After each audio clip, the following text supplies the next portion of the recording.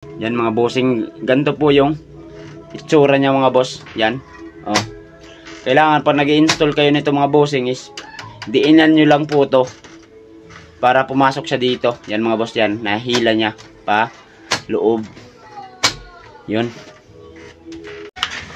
Yun mga bossing, bali ngayong araw na to is ituturo ko po sa inyo kung paano mag-install o magkabit ng doorknob natin para sa pintuan. Para kung sakali mga boss na sira na po yung doorknob sa mga pintuan nyo is kayo na lang po yung gagawa. Hindi nyo na po kailangan pa na magsuhol o maghanap pa ng mag-install ng doorknob sa mga pintuan nyo mga bossing. Kaya tapusin nyo po to yung video na to mga bossing. Bali mga boss, ito nga pala yung doorknob na ikakabit natin. Ito lang po yung mga kakailanganin natin na gamit. Kailangan yan star screw mga boss. Tsaka ito mga boss, kung nakita nyo, wala kasi akong cutter kaya may kutsilyo ako dito. Ito po yung ipambubutas natin dito. Kasi yung kakabitan natin mga boss is plastic na hamba. Yan mga boss, ito po yung mas maganda kung may cutter kayo. Pero kung oras na may nakabit na luma mga boss is may butas na po talaga. Hindi nyo na kailangan pa na magbutas. Ito mga boss, sa mga nasira na doorknob, hindi nyo na kailangan pa na magbutas. Babaklasin nyo lang yung lumang doorknob natin mga bossing. Bali yan, bubuksan na natin to. Bali mga boss, po nagkakabit nga pala ako ng doorknob para mas mabilis natin ma-install. Ito po yung inuuna natin ikabit. Ito yung magsisilbing lock nya, o ito po yung sasabit dun sa hamba natin mga boss. Ito po yung una natin i-install o ikakabit dito mga bossing. Dahil pareho lang naman to kung kahoy din. Pag nagkakabit tayo ng doorknob sa kahoy mga boss, ito din yung inuuna natin na ikabit. Yan. Gayahin nyo lang po mga bossing yung gagawin ko. Matututo po kayo. Bali dyan mga boss, kung nakita nyo, hindi ko na nga po pala ibinaon yung mismong ikinakabit natin dyan. Kasi malaki naman yung allowance na inilagay ko dun sa hamba. Kasi ako rin po yung nagkabit ng hamba natin mga bossing. Kaya yan, hindi ko na po ibinaon. Pero kadalasan po mga boss, yung ginagawa natin lalo na pagkahoy is binabaon po yan. Pero ito mga bossing, dahil malaki nga yung allowance ko, hindi na rin naman to sisikip. Kaya hindi ko na rin po ibinaon. Kasi sariling bahay ko lang din naman. Para hindi na po natin kailangan pa na magbutas mga bossing dyan sa pintuan natin. Kaya yan na lang po yung diskarte na ginawa ko. Bali ito mga boss, kung nakakita nyo, hindi ko na nga po pala hindi ko na nga po pala mga boss sinuka yung plastic na pintuan natin para hindi rin siya masisira. Bali yung ginawa ko na lang mga boss is diniretso ko na lang pong ikinabit. Pero kadalasan mga boss, pag nagkakabit tayo nito lalo na pagkahoy is hinukayan po to dito mga bossing o pinapaitan. Yan, paikot po yan. Pero ito is plastic nga to kaya hindi na natin pa kailangan na ibaon to. Ito mga boss, pwede nang i-diretso nyo na lang na ikabit. Yan mga bossing. At bali ngayon mga bossing is ituturo ko sa inyo yung pagbaklas ng doorknob natin. Ito, ituturo ko sa inyo mga bossing kung paano magbaklas ng doorknob natin. Bali yung gagawin nyo dito mga bossing, lalo na pag kung oras na nasira na yung lumang doorknob nyo, yung bali may kasama po din ito mga boss na parang susi. Pag bumili kayo, ito lang po yung ipang may tutusukin lang po tayo dito mga boss. Yan, kung nakita nyo, kailangan mga boss yung babaklasin nyo is ito po yung para sa loob ng doorknob natin. Ito, wag po dito sa sinususian. Pero nabaklas din naman to mga bossing. Pero kung yun nga, ito papakita ko sa inyo mga boss ha. Yan, parang may naka usli siya dun sa ilalim. Yan po yung ipindutin natin para mabaklas po siya. Yan mga boss. Yan, napakadali lang mga boss na baklasin natin. Yan o, nabaklasan natin, pati ito baklasin na natin tong isa. Yan mga boss,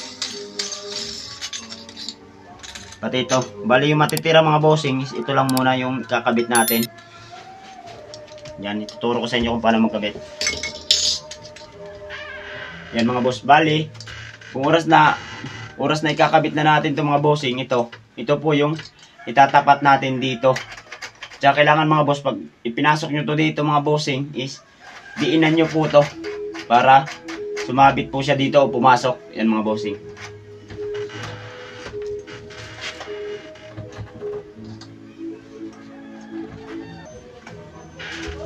Yan ang mga boss. Yan mga boss, nakapasok na siya yan. Ikutin natin yan mga boss.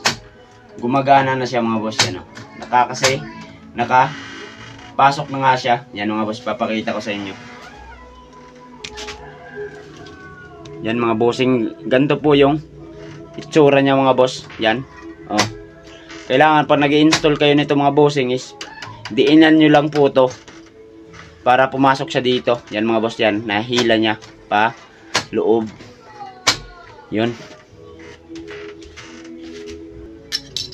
At bali mga bossing, yung isusunod nating ikabit dito is ito. Yan, kung nakita nyo may dalawang butas to. Yan. Tsaka pag bumili kayo ng doorknob, kasama din po yung tornilyo ito, yung malalaki. Yan mga boss, dalawa. Ito mga bossing, dalawa. Bali, yung gagawin natin dito mga bossing, yung gagawin natin is itatapat lang po natin tong dalawang butas na to dito din sa dalawang butas na yan. Kung nakita nyo may dalawang butas, yan lang po yung yan. Tsaka natin ikakabit tong dalawang tornilyo na to, itatapat lang natin mga boss.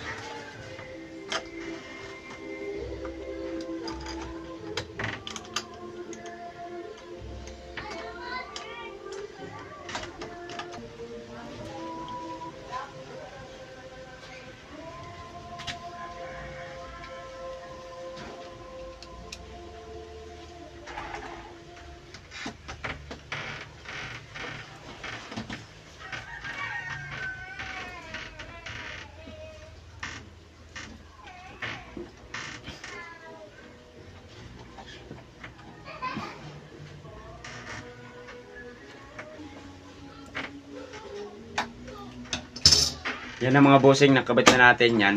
Mahigpit na po siya.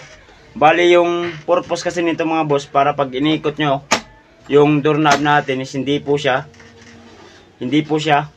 sumabay sa pag-ikot, kasi nga nakaipit na siya mga bossing dito sa pintuan natin kasi hinigpitan natin ng dalawang tornilyo. Ito po yung purpose nito mga boss. Tsaka pwede na natin ikabit to. Yan, kung nakita nyo mga boss, may thread to, tsaka dito.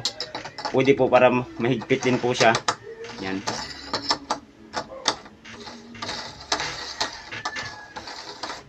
Yan mga boss. Napakadali lang natin ikabit. Tsaka natin kakabit na to mga bossing. Yan.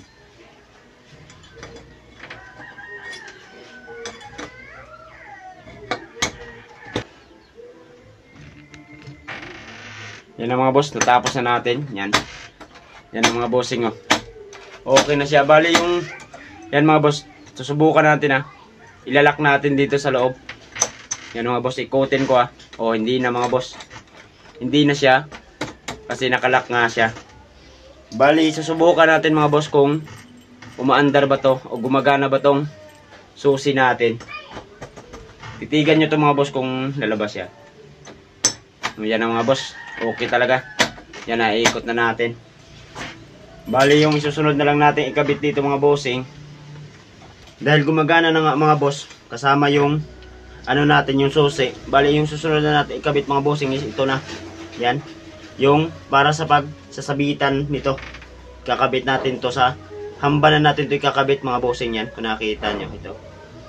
Dito na po natin magamit yung kutsilyo kundi kaya cutter kasi magbubutas tayo dun sa plastic na hamba natin.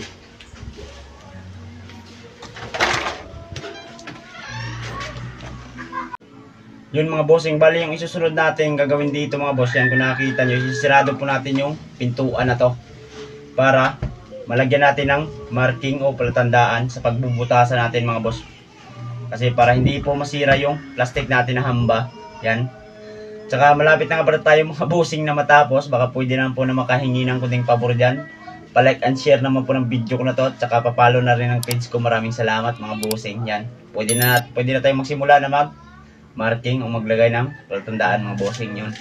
Bali, yung kailangan nga lang pala natin gawin dito mga bossing, yan kung nakikita nyo, yun po yung nilagyan natin ng marking, yung mismong lock niya. Kailangan nakasintro po talaga siya para hindi po masira yung hamba natin kung oras na binutasan na natin mga boss. Kailangan siguraduhin nyo po talaga para tumama po yung lock natin dyan mga boss. Yan kung nakikita nyo, ginuguhitan ko na po yung mismong babaon natin mga bossing dyan sa hamba natin para hindi po talaga masayang o masira yung hamba natin mga boss kasi plastic po yan. Kailangan dubling ingat din po mga bossing, lalo na pag bubutas na kayo mga boss, kailangan dahan-dahan lang, baka lumaki po yung butas nyo.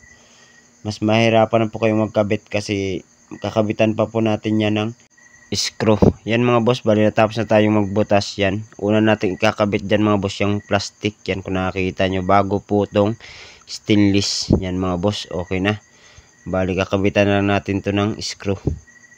Yan mga bossing, basta't gayahan nyo lang po yung ginagawa ko dito, is matututo po talaga kayo mga boss. Yan na mga bossing, bali natapos na talaga tayo sa pagkakabit ng doorknob. At kung nakatulong nga pala mga bossing yung video ko na to, at kung nagustuhan nyo, baka pwede pong pa-like and share at pa-follow na rin page ko mga bossing. Maraming salamat.